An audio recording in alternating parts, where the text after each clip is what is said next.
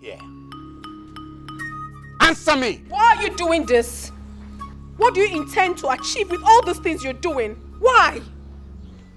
What have I done to you, Father? What are you talking about? Oh, is it about the money and the car?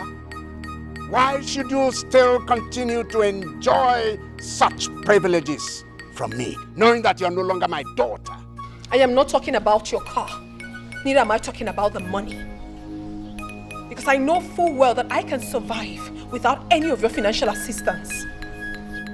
I'm talking about Michael. Why are you dragging him into this? What has he done wrong to you? What? Why did you have to chase him away from his shop? Father, I still don't know why you're doing this to me. So you can survive without financial benefits, financial support from me. Is that so? Is that what you came to tell me? All right.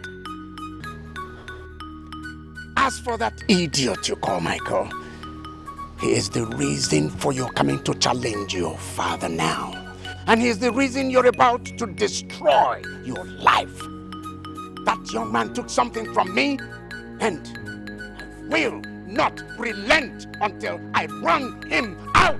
Yes. The drums of the war have just begun, and I am ready. Let's see how you're going to finish. Finish your school. Finish your medical school. Look,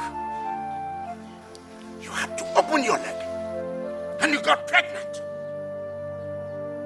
And you had to come in here. You had the temerity to announce it right here in this palace. Huh? Yes. You fail to understand one thing, Father. What is it? You are not my God. You are not God, and you cannot decide our faith. You can't. You can do anything you so please, but you cannot determine my future. Michael hasn't done anything wrong to you. The only thing that young man has done is to love your daughter, that's all. He hasn't done anything to you. Terminating my schooling, destroying my future, and calling the VC of my school will not make me change my mind. I love Michael so much, and I can never change my decision. Is that so? All right. All right, we shall see. We shall see.